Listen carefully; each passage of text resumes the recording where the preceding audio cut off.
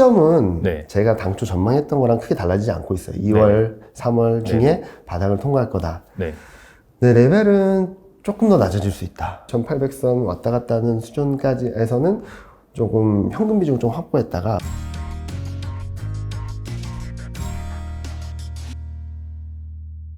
사실 최근에 이제 발표된 실적 미국 네. 기업들의 뭐 S&P 500 기준으로 지난주 기준으로 이제 한 60% 이상 발표를 했는데 네. 한 77% 맞습니다. 이상이 뭐 예상치 예상치 상회다. 상했다. 네, 그럼에도 불구하고 약간 좀 불안해했던 거는 1분기 같은 경우에는 약간 좀 둔화될 것이다. 네. 그런 얘기가 나왔었는데 또 이렇게 말씀을 들어보니까 이런 부분이 완화된다라고 한다면 또 괜찮을 수도 있겠네요. 그렇죠. 그런데 지금 1월, 2월이 다 지났잖아요. 네네. 이제 1분기라고 하면 3월 한 달밖에 안 남았어요. 그렇죠. 그러면은 쫙 꺼졌다가 플랫했다가 이렇게 살짝 올라오는 정도이기 때문에 아마 1분기 실적을 굉장히 기대하기는 좀 어려울 것 같아요. 아, 크게 기대하기는 어렵다. 네네. 아마 기대했던 거에 좀 맞춰주거나 약간 미스하더라도 크게 무리는 없을 것 같다. 근데 관건은 이제 이게 턴하는 구간으로 들어가는 2분기부터 어떤 실적을 보여주는지가 중요하다고 생각하고 있어요. 네. 그래서 지금 미국 기업 실적은 굉장히 잘 나오고 있어서 잘 나왔음에도 불구하고 종목별 편차는 굉장히 심한 것 같아요. 그렇죠. 네. 네네. 거기에 대한 질문들을 되게 많이 받고 있거든요. 네네. 최근 들어서. 네. 얘는 실적 서프라이즈가 나오면 10% 오르고 왜 얘는 25% 빠지고 옛날에 이 정도로 큰 폭으로 움직인 적이 있었냐. 네네. 아마도 1분기 실적에 대한 의문점, 좀 걱정거리가 있는 것도 네네. 있겠지만 지금은 아마도 향후 시장 흐름에 있어서 경제 흐름이나 이런 것들이 좀 살아난다 하더라도 옥석가리가 될 수밖에 없어요. 그러니까 금리 인상은 다 예정된 사실이고, 그렇죠. 그렇죠. 그리고 유동성도 흡수할 겁니다. 네네. 자, 이제 9조 달러가 돈이 풀려 있는 상황에서 여기서 조금씩 유동성이 줄어든다고 해서 투자를 아예 걷어버리고서 이제 아무것도 안 할 필요는 없잖아요. 그렇죠. 네네. 이만큼 돈이 있는데 이게 조금씩 줄어든다고 하면 이 줄어드는 부분들에 있어서 어느 정도의 확보를 할 건가. 이 줄어드는 만큼 좀 더 안정적인데 좀 더 확실한 데를 투자하고 싶어 하는 거겠죠. 그러다 보니까 기대했던, 그러니까 막연한 기대감을 갖고 올라왔던 증시들에 있어, 주가나 이런 종목들에 있어서 좋았던 것들은 확실하게 집중 투자를 하고 좀 안 좋은 것은 이거 뭐야, 이 정도까지 올라왔는데 일단은 빼야 되겠다. 네네. 이런 심리가 좀 커지는 것 같아요. 그러니까 네네. 금리 인상, 유동성 흡수 이 국면에서도 성장이라는 그리고 실적이라는 확실한 모멘텀을 갖고 있는 종목들만 잘 갈 것 같아요. 단적인 예로 2017년 케이스가 있어요. 네네. 2017년에 전반적인 경기 흐름들이 괜찮았는데 네네. 주식시장은 20%대 상승을 했는데 그렇죠. 한 2000에서 2600까지 네. 막 갔었던 것 네. 같아요. 근데 웬만한 업종들은 다 언더했어요. 그러니까 그래요? 마이너스 수익률까지는 아니어도 네네. 20%보다 못한 수익률을 기록했거든요. 아, 이걸 압도적으로 끌고 간 게 반도체, 또 삼성전자. 네, 하이닉스. 네, 맞아요. 네네. 그렇긴 한데, 근데 거기에 또 붙어줬던 게 IT 가전, 하드웨어, 인터넷 이런 쪽으로 붙여줬거든요. 네네.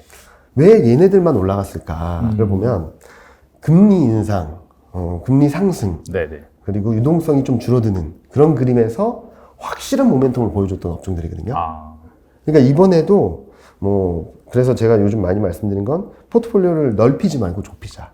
확실한 쪽으로. 네네. 그런 쪽으로 좁히자고 말씀드리고 있어서 일단은 실적 시즌도 1분기를 지나면서 아마 좀 더 방향성이 명확해질 것 같고 그런 그림에 있어서 당분간은 실적에 대한 불안감들이 좀 남아있겠지만 2분기를 들어가면서 좀 안정적으로 또 어쩌면 좀 상향 조정되는 거기다가 특히 한국 같은 경우는 이제 반도체 사이클이 하반기부터는 턴한다라는 얘기들을 하고 있으니까 네네. 그런 그림들이 만들어진다면 1분기보다는 2분기가 좀 더 낫고 2분기보다는 좀 하반기가 좀 나은 그림을 네네. 펀더멘탈적인 측면에서 그리고 기업 이익적인 측면에서 기대해 볼 수 있겠다고 생각하고 있습니다. 확실히 팀장님의 말씀을 종합해 보면 인플레이션 같은 경우에도 마찬가지고 그다음에 고용 지표에 따른 약간 좀 소비가 턴하거나 네. 경제가 살아나는 그런 시점도 약간 2분기나 그 이후 네네. 라고 이제 볼 수가 있어서 확실히 한 1분기는 좀 불확실성이 크고 네. 2분기부터는 뭔가 명확한 방향성이 나올 네, 가능성이 네. 있다. 그렇게 볼 수가 있겠네요. 네, 그래서 저는 1분기 중에 저점 통과 가능성이 높다라는 네네. 말씀을 드리고 있고요. 그리고 턴을 하게 된다면 등락은 있겠지만 네네. 그러니까 45도로 올라가는 주식은 없지 않습니까? 그렇죠. 등락은 있겠지만 네네. 파도는 있겠지만 네네. 방향성 자체는 위쪽으로 가지 않을까라는 생각을 하고 있고 약 9개월 정도 조정을 받고 있어요. 네네. 코스피가. 그렇죠. 그러면은 1년 3개월 정도 올라온 데에 따른 중기 조정은 충분히 나온 것 같다. 바닥이 어디 됐든 간에. 그러면 그 다음 사이클에 있어서의 상승도 좀 기대해 볼 만하다. 그래서 뭐 6개월 상승, 1년 상승이 아니라 저는 2023년 정도까지는 상승 여력이 충분히 있다라는 말씀드리고 있죠. 네. 알겠습니다. 사실 그 얼마 전까지만 하시더라도 모든 증권사에서 밴드를 네. 지금 상황과 맞지 않는 수준을 제시를 했잖아요. 네네. 근데 이제 유일하게 이제 코스피 밴드 하단 6,610으로 제시를 네네네. 하셨어요. 네. 거의 그때까지 딱 찍고 네. 다시 반등을 하는 그런 상황이거든요. 그렇죠. 그렇다면은 뭐 시계를 거꾸로 돌려봐서 예전을 봤다면은 좀 하락할 여지가 있다라고 보셨다라고 한다면 지금 상황에서는 어느 정도 이제 바닥은 다지고 올라오는 그런 가능성이 높다라고 보시는 거겠네요. 그러면 자, 일단은 네. 몇 가지를 말씀을 드려야 될 것 같은데 네. 시점은 네. 제가 당초 전망했던 거랑 크게 달라지지 않고 있어요. 2월, 3월 중에 네. 바닥을 통과할 거다. 네. 근데 레벨은 조금 더 낮아질 수 있다. 낮아진다는 것 자체가 어느 정도 수준이라고 볼 수 있을까요? 1600선대 밑으로 갈 수 있다. 한 번은요? 네, 한 번 더. 네네. 그렇게 말씀드린 이유는 첫 번째로는 아직 저희가 코스피 밴드가 정해지진 않았거든요. 네네. 근데, 에너지 솔루션, 네네. 엔솔이 오면서, 네네. EPS랑 BPS가 다 하향 조정됐어요. 그렇죠. 네, 약 6%, 7% 정도 하향 조정됐고, 또 하나는 저희가 원래 예상을 했던 12개월 포워드 PER을 10배 정도로 봤거든요. 그리고 지금까지 10배를 딱딱 지지받고 딱딱 올라왔어요. 네네. 그런데 지금 금리 인상 전망이 6번, 7번 가고 있는 상황이라서 요 밸류에이션 밴드도 좀 낮게 보자 라고 하는 부분들, 그리고 최근 이익 전망에 대한 부분들이 계속적으로 하향 조정되다 보니까 네네. 컨센서스보다는 좀 확정된 부분들을 좀 보자라고 했을 때 그게 2500선 전후에서 만들어지고 있거든요. 그래서 저는 그 정도까지는 열어놓자라는 네네. 말씀을 드리고 있고, 네. 다만 그 정도까지 떨어지니까 뭐 그 정도까지 떨어진다고 해서 시장이 막 무너지는 건 아니기 때문에 저는 코스피가 2750, 2800선 왔다 갔다 하는 수준까지 해서는 조금 현금 비중을 좀 확보했다가 2600이 깨지는 시점부터는 밀릴 때마다 사고, 그리고 그 더 밑으로 간다, 언더슈팅이 나온다라고 네네. 하면은 적극적으로 사는 그런 전략을 말씀드리고 있거든요. 네네. 즉 다시 말씀드리면 제가 제시드렸던 2600선 밑으로 갈 수 있는데 네네. 그거는 매수 권역이고 레벨이 떨어지는 만큼 매수 강도를 높여간다면 네네. 아마 하반기 내년까지는 좀 높은 수익률을 거두실 수 있지 않을까라는 생각을 하고 있습니다.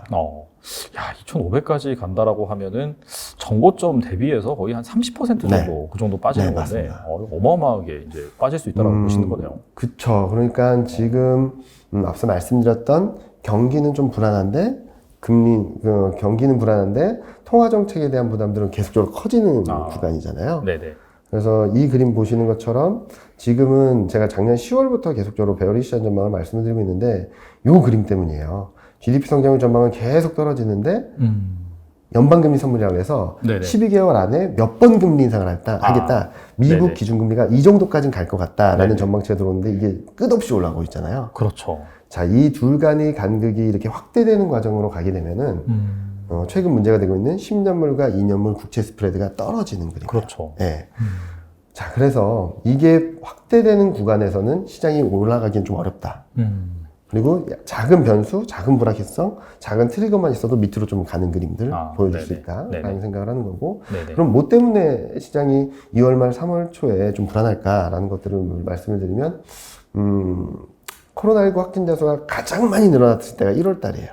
그렇죠. 네. 아무래도 감기다 보니까 네. 환자가 많아지죠. 많아졌죠. 네네. 그리고 다행스럽게도 사망자 수가 늘어나진 않아서 네네. 이전처럼 경기 충격은 거의 없어요.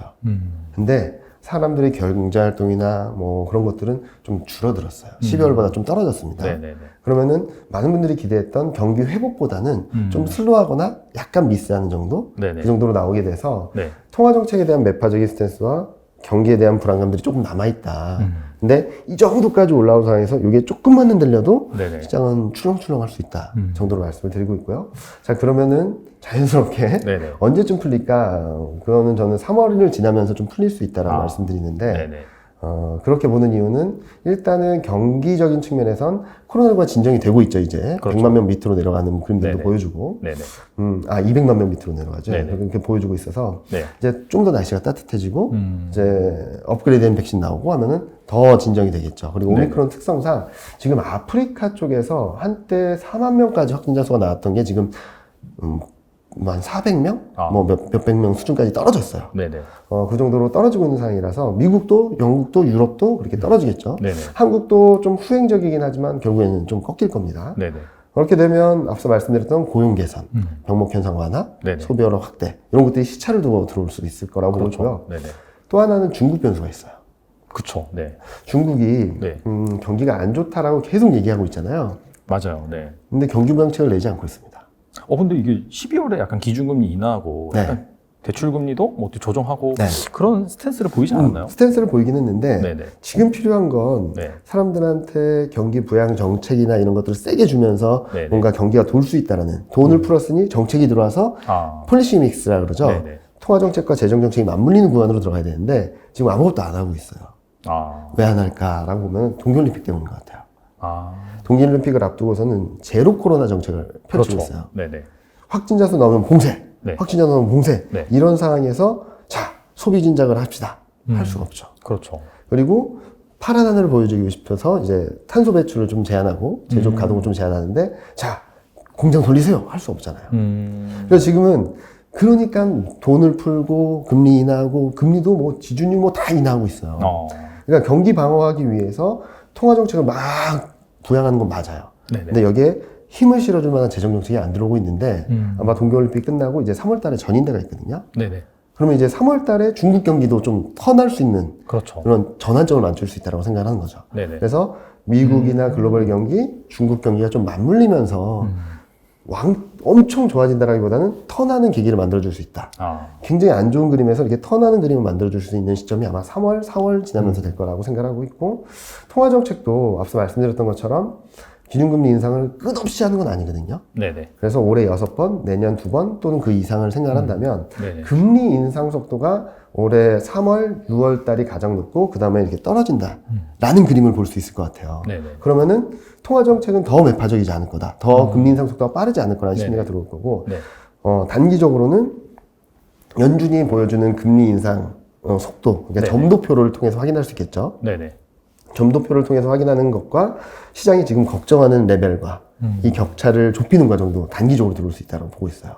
그러면은 단기적으로 반등이 세게 나오고 금리 인상에 대한 속도나 이런 것들에 대한 인식이 커지면 네네. 점차 완화되는 그런 그림으로 가면은 통화 정책에 대한 부담은 이렇게 슬로해지고 경기에 대한 불확실성은 조금은 안정을 찾고 이렇게 올라가는 그림을 만들어 줄 수 있어서 네네. 저는 2분기를 지나면서부터는 통화 정책과 경기 간의 흐름들이 좀 괴리가 좁혀지는 과정. 쉽게 말씀드리면 10년물 채권 금리와 2년물 채권 금리 간의 스프레드가 지금은 계속 떨어지고 있는데 네네. 이게 좀 안정을 찾고 완만하게나마 올라갈 수 있는 그림을 만들어주지 않을까라는 생각을 해서 그런 것들이 막 이런 저런 변수들을 좀 조합하다 보면 3월, 4월 달에 굉장히 많은 변곡점들이 나올 수 있다고 생각하고 있어요. 그래서 네네.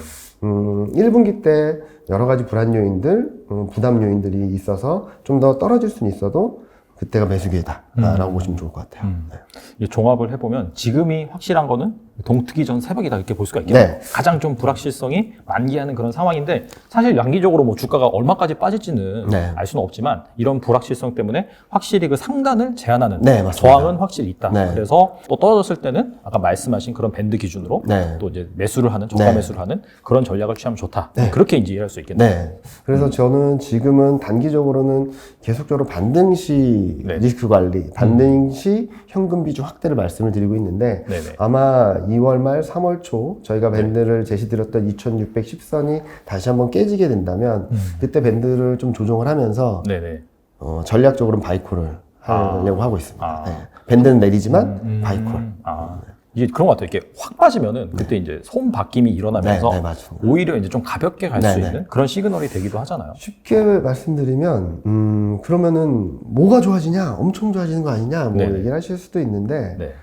저는 코로나19 상황 때처럼은 아니지만 네네. 많은 분들이 가장 공포스러워하고 모두 다 안 된다고 한 시점이 저점이었던 경우가 되게 많아요. 맞아요. 네네. 그래서 제가 자꾸 현금 비중을 좀 갖고 계시자, 더 늘려가자라고 말씀드린 이유도 현금 비중이 어느 정도 있으신 분들과 아예 현금 비중이 없으신 분들의 대응이나 마음가짐이 전혀 다르거든요. 아, 네네. 그래서 저는 어느 뭐 현금 비중은 개인 투자 하시는 분들마다 다르긴 하겠지만 네네. 그런 것들을 갖고 계셔야지 다음 스텝에서의 위기 국면이 온다 하더라도 네네. 충분히 대응할 수 있고 아.